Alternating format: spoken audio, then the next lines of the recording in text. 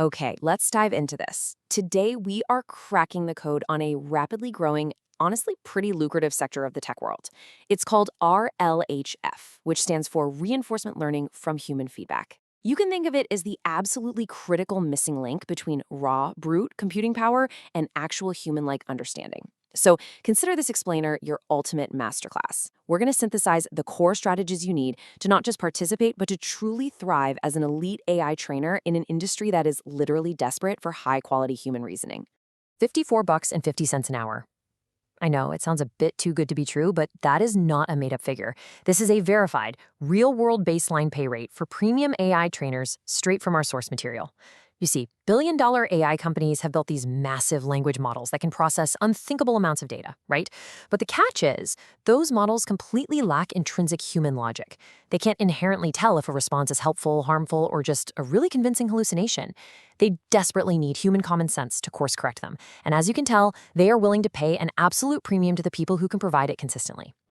But before you rush off to apply, we've got to talk about a pretty harsh reality. 90% of applicants for these AI training roles are outright rejected. It's brutal. They fail the initial assessments because they treat the evaluation like a casual internet quiz, rather than a rigorous data exam. And that massive drop-off creates a huge information gap between the vast majority who want these jobs and the elite 10% who actually secure a spot. Throughout this explainer, we are going to break down exactly how you can ensure you land firmly in that successful 10% just by adopting the right methodology. Section 1. The AI Trainer Opportunity. Our source material today is authored by a senior RLHF consultant, someone with a track record of over 5,000 completed tasks across the biggest tech firms out there. And they make a really critical distinction right off the bat. This is not a side hustle. This is a professional data career. Getting that mindset shift right is absolutely crucial. If you come into this space treating the work like some quick, careless gig, you're almost guaranteeing yourself a fast rejection. You really need to approach this as a serious, highly focused data profession where your analytical skills and your attention to detail are your primary assets. Section 2. Mastering the logic error. Now, what's really interesting about this is imagine evaluating two AI outputs side by side. Response A is highly detailed, extremely conversational, but, and this is a big but, it hides a subtle factual hallucination and a minor grammar error. Response B, on the other hand, is brief, almost a bit blunt, but completely undeniably accurate.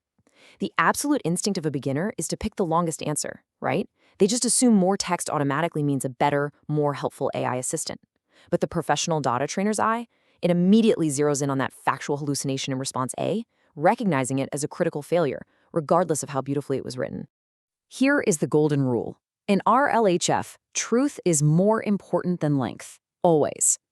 For these AI companies, trust is literally their ultimate product.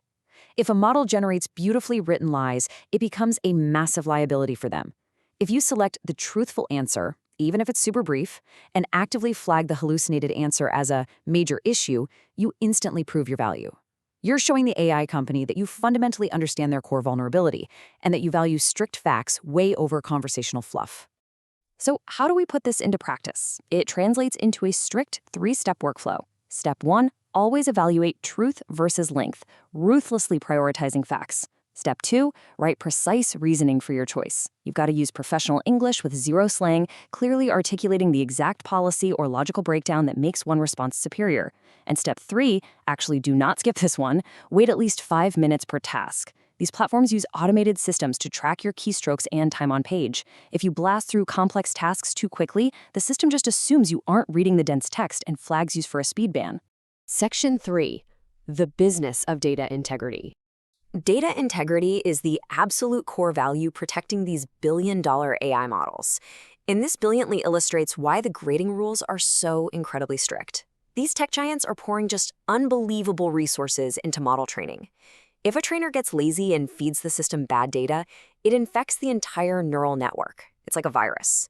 A poisoned dataset can literally degrade a billion-dollar model's reasoning capabilities, setting back development by months. So they aren't just paying you highly to read text, they are paying you specifically to act as the firewall protecting their data integrity. Let's test that logic for a second. If you're evaluating two responses, do you choose the one that is polite but wrong, or rude but correct? Think critically about this.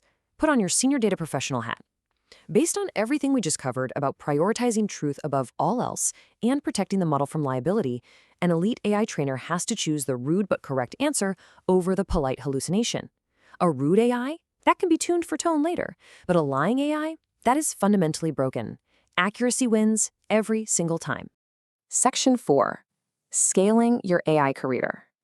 The source material highlights 3 specific platforms that are actively hiring AI trainers right now: Outlier, Appen, and Telus. But here is some critical advice. You have to diversify. Do not rely on just one single platform. This industry is highly volatile. A specific client might finish a massive training run and boom, thousands of trainers are suddenly left without tasks for weeks at a time. By getting approved and maintaining active status on multiple platforms, you build yourself a safety net. It ensures you have a steady stream of incoming work, totally regardless of individual platform cycles.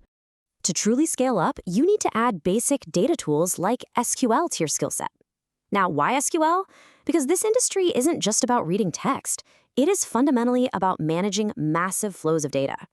Knowing how to write basic queries allows you to audit your own performance metrics, track your complex earnings across multiple platforms, and eventually it helps you transition into higher-paying quality assurance or project management roles. When you combine a top-tier RLHF strategy with foundational data skills, you set yourself completely apart from the novices. You become practically unstoppable. Section 5. Surviving the hard truths. So the crucial point here is a staggering statistic directly from the source material. Most accounts get banned within 30 days. Getting the job is literally only half the battle. Maintaining your active status is where the real discipline comes into play. A lot of new AI trainers lose their lucrative accounts incredibly quickly, simply because they start treating the work casually. They get sloppy with their written justifications, they try to rush the timers to earn a bit more per hour, or they outright break the fundamental security rules of the platform. While low-quality data and rushing will definitely get you flagged eventually, the absolute biggest deal breaker, like an immediate permanent ban, is VPN usage. Under no circumstances should you ever use a VPN for RLHF work. These companies require precise, verifiable geographical data for legal compliance, strict tax purposes, and intense security protocols. Masking your location just destroys the integrity of your profile. In this industry, data integrity applies just as much to your own network connection as it does to the AI's output. To wrap up this explainer, let's put your new logic to the test. Imagine you find a response that has absolutely perfect formatting, beautiful grammar, but it includes a fake website link. Do you rate it as good or a major issue? Think about what a fake link truly represents here. It is a factual hallucination wrapped up in a really convincing package. It's a fundamental failure of data integrity. So how will you rate it to protect that billion-dollar model? Keep that critical thinking sharp as you step into the world of AI training.